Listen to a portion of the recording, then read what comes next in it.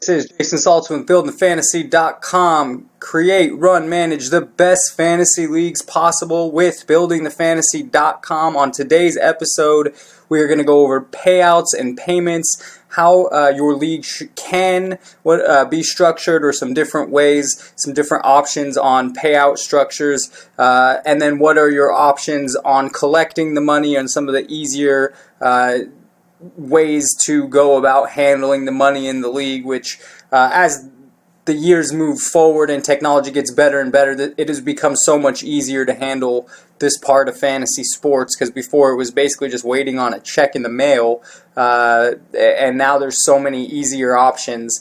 So let's move straight forward with it. If this is your first time watching the video or the channel, hit subscribe below. Get all this great content from BuildingTheFantasy.com. Provide you everything you need to create, run, and manage the best fantasy league possible. Just give you some ideas, a lot of depth, a lot of knowledge, a lot of great stuff. So again, hit the subscribe, like, and check out everything else. The website, buildingthefantasy.com, the rest of the channel. Let's move right forward into starting with payment methods and when. So you are going to want to be looking at payment methods. Basically, what's convenient for you to collect, and also what's convenient for your owners to pay. If you can offer more than one way to pay, why not? Because sometimes it's a struggle to get the money in, and if it's easy or for someone to send a check or pay PayPal, it's nice to have both options available. In some of the leagues, there's a commissioner who collects the money. In some of the leagues, which I think is a better structure, the commissioner will have someone in the league they're close to or they trust be the commissioner of, the treasurer of the league, and that person will be in charge of collecting the money, and the commissioner will be more there as a support to enforce and make sure that the treasurer is able to do his job or her job. So, and then the third option would be league safe, or a third party where you have to pay before you can play. League Safe collects the money. They take a tiny portion of all the league's money that they collect, and then they pay out the money. So ideally you want to pay prior to season, and sometimes it gets tricky. Let's say you're playing with your cousin or best friend, and they say, hey man, I don't have the $200, but I come up with it by week 2. You don't want to be a stickler about week 2 payment. If someone could pay you in week 2, so be it. So, but there does have to be a time in the season. If it's let's say a 20-week basketball season, let's just use basketball for this hypothetical. So a 20-week basketball season, coming week 10, 11, 12, by then you start to get a feel, hey man, maybe this team is not doing too well, and then you start thinking about not. So there has to be a point in the season where payment is due. Generally, I think a good rule is the first third of the season, and then starts to become penalties where you can't set your roster, or it freezes, or whatever the case. You want the owners that you want in your league anyhow should all be paying on time, or and not want to make it a hassle for you or the person running the league or the treasurer, because that's not fair. Everyone should hold up to their side. But you do run into issues. So it's good to have a plan of, okay, by week 6, and it's good to have that written in the rules, or at least acknowledged to all the owners that, hey, this is what happens, and then there's a deadline. But really, you hope that the majority, 70-80% of the league, just pays prior to week 1, and then by week 2, 3, 4, you're just collecting the final bit of it. And then there's leagues that are real... They're real sticklers about it. They want to set a high standard or bar, and they don't want to have to go chase down the money. So they do use something like League Safe, or make it to where you have to pay right off the bat before you can play. And to each their own. Whatever it takes, payment's the key. So however you can get it, and whatever your style is, make it happen. So payment methods on paying out and when. So just like you want to get paid prior to the season, the owners that win, they want to get paid when they win. So if you win a football league on a Sunday or Monday night, you're hoping by Friday that money is yours, whether it's in Venmo or Zelle or PayPal, whatever's convenient for both the holder of the money, treasurer, commission, whatever, and then the owner. that won. So hopefully there's multiple avenues there too. Some people don't have a Venmo, or some people aren't with the times and only take checks, So it's good to have multiple options. It also is nice for the owners to be flexible. Everyone wants to get paid, so sometimes it's a good time to say, hey, maybe you want to open a Zelle account. It's real easy for me to get you that money. I also have listed on both of these the latest app at the bottom there, and that's because there's not an app listed here. Some of these apps like Zelle wasn't even around 2 or 3 years ago, or PayPal a decade ago. So I'm sure they'll be, all these apps actually are generally pretty new, league safe. So I'm sure as this video goes, there will be newer apps out there and options. There's so many options I didn't even list, to be there's a lot of options out there to exchange or give money at pretty easily.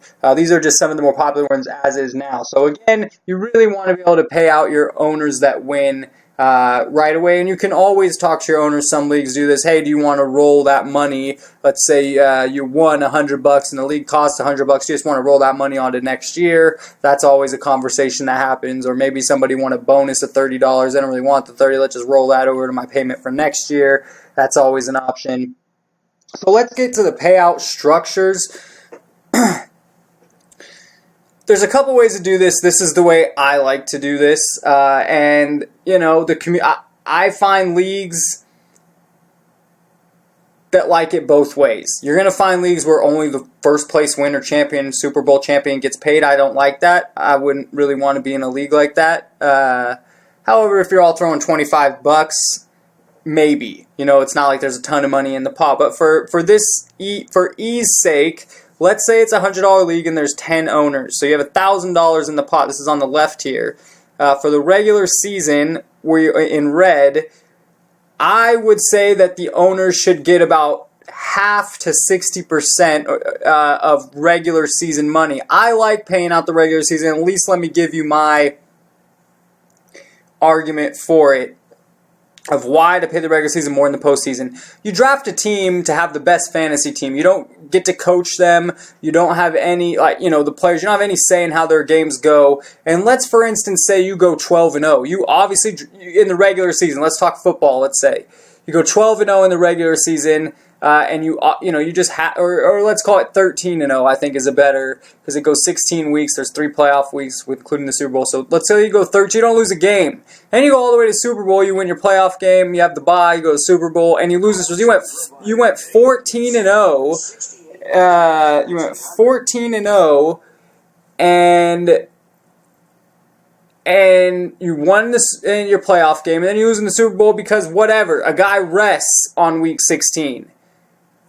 You had the best team. You did the best job all season. And so to me, that should be rewarded. And on top of that, in this payout structure, this type here, if you win first regular season and you win first in the Super Bowl, you're taking about the same amount of money. You're taking a large portion, $650 this way. That would be 65%. Now, I also like to have a portion of the money go to bonuses, whether it's a weekly bonus or a season bonus. Like maybe let's look at roto stats at the end of the year, and let's pay out the top 2 in the roto stats, or let's give a weekly bonus, and maybe it adds if no one wins that bonus. Let's give a dynasty bonus. So I think bonuses are nice to give the money flowing. And so in this particular case, with this amount of money, that's probably what I do. Sometimes I like to pay out third or incentive for third. Maybe it's free agent dollars for the next year, in-game money. But so anyhow, this is that's my spiel for that. That's the argument, is why I think regular season, if you have by far the rest season, you win a baseball league and you're ahead by 25 games, you go to the championship and you happen to have a tough week, you still should be rewarded because you had the best team. You played all year, and you're not getting your players up for a championship game. It's not really the mentality of Super Bowl because your players are just playing another week. It's a week 16 NFL game, or it's a week, maybe your team is out of the playoff race in baseball in September, but you're still chugging along with them playing. So you should be rewarded. However, we'll get into the next way of payment, the next structure I've seen a lot after this. So let's just finish up here. This is what it would look like. First and second getting rewarded in both the regular season and postseason, sometimes third, then the bonuses, whatever, however you like to work that. Again, that 100, if you didn't have a bonus, would just filter its way back up, maybe to third or first or second. And again, if someone takes second place in both the regular and playoffs, that's a 250, that's 25% for taking second. Not bad, that's pretty, and it gives opportunity for others as well.